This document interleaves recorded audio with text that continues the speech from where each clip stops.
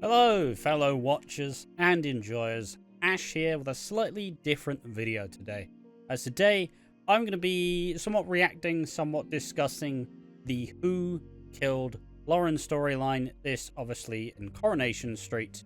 And this is being recorded whilst I'm watching the episode. I'll lay it up, I'll give my immediate thoughts because I've got some opinions on this storyline and I'm really not sure.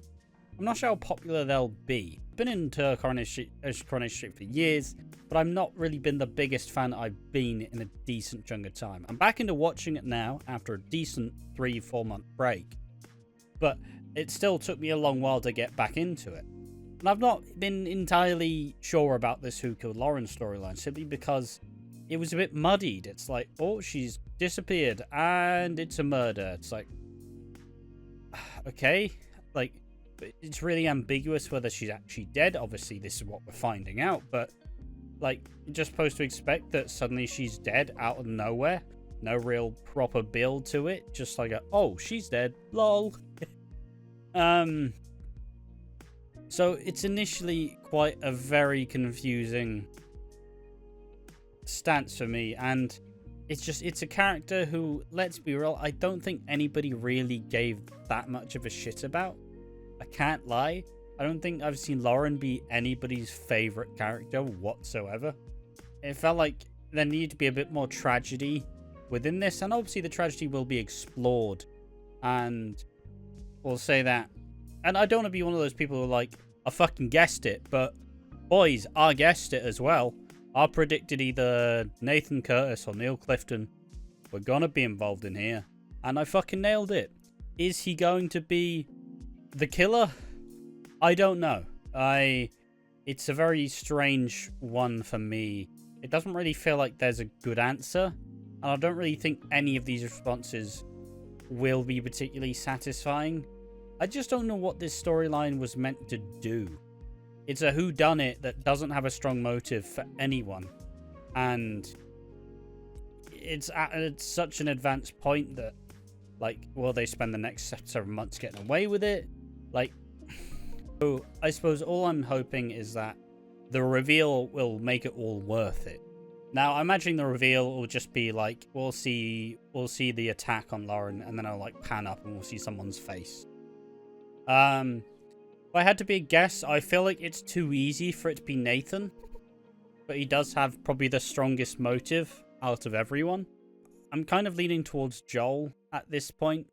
They've made it seem like it's a bit too obvious. He's actually gonna be... Oh, he's getting charged, but I still think it's Joel. Oh, wait, Kit planted it. You little bastard. So it can't be Nathan. Roy's free? No, it looks like he's gonna get hit by a fucking car. Yeah, the Nexus from Joel's car. Yeah, it's Joel. That is underwhelming. Alright, so having just sat through this episode of Coronation Street, as the killer has been revealed, the killer has been revealed to be Joel Deering, Dee Dee's partner and, you know, defense solicitor, who has pretty much been on the show for the last year or so and has kind of been playing nicey nice with everyone, and a fairly interesting side to an otherwise very open and honest solicitor, rather than actually being someone to have people expect. I will say Twitter did do a fantastic job of actually confirming that yes, it was Joel, and believing it was Joel, and they led me to believe that it is Joel. Can't lie, I did find it funny when Joel killed Lauren and then did like the fucking like a fucking little rat. I think they've done an interesting job of it. Now that Joel is out to be the killer, we now get to see Roy on the outside. We get to see Nathan Curtis get some more like punishment for his actions, because he still doesn't seem like an entirely savory character. Now we get to see the Carla and Swain stuff develop. You know, there's no ties anymore, and all in all, I think I do like it. We will give it some time. I guess now we can connect some of these more interesting traits. We can now... Joel is obviously, he doesn't care about the sex with Dee Dee, as Dee Dee's religious and believes in like no sex till marriage. So he says that's fine. I don't think we've ever seen Lauren and Joel interact on screen. Says, I think as many people as it's thrown off the scent, things made other viewers believe they can't trust him. He's already hurt Dee Dee. Really useful having a background story for him so you can understand how he thinks and ticks and his moral compass on the whole situation. Callum has known this for a really long time. Said, I'm terrified, but it's also a relief. I've known this for over a year. It was last May that I got sent the breakdown for Joel saying he was a charming character who's got a dark side. I got the screen test and said, okay, this is what Joel's going to be doing. Oh my goodness, like this is a really terrible person and I've got to hide in plain sight for a year. It's been difficult and even my family didn't know. They found at the same time as the viewers. I don't think they were as suspicious, probably didn't think I could play an evil character like Joel. As to what the future holds for Joel, Callum explains its main goal is to make sure Nathan Curtis takes the blame for the murder. I think he's trying to work out how many loose ends there could be and how to deal with them. Obviously, as a defense solicitor, he knows how to play the game, and there is reasonable doubt that he needs to cancel out anything could be tied to him. But, you know, this is new territory for him.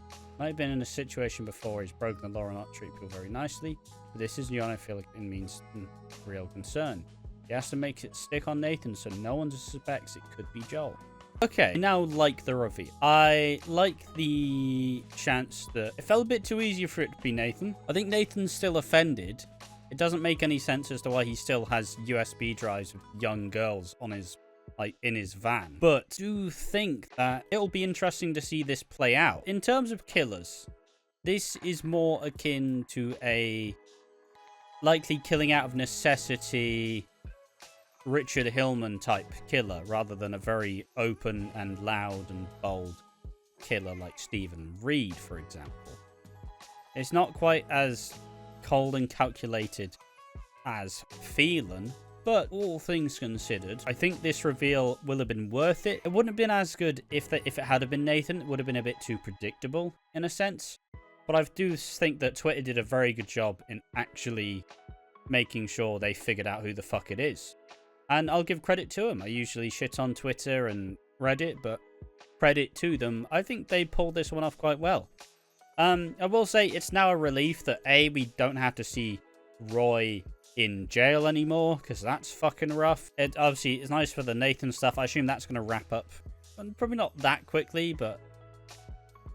And it'd be interesting to see what Kit's relation is, because if Kit actually believes that Nathan did it. I like a smarmy villain with a dark side. I'm gonna think of it like Grey Atkins as opposed to, well, Grey Atkins with a bit more depth, I guess. I like it.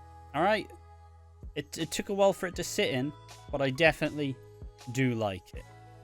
So there we are. Tell me what you think about the Joel Deering twist in the comment section down below. I've been Ash from Watching Walford. Thank you for watching the video. Make sure to join me in the next one. See you then. Bye-bye.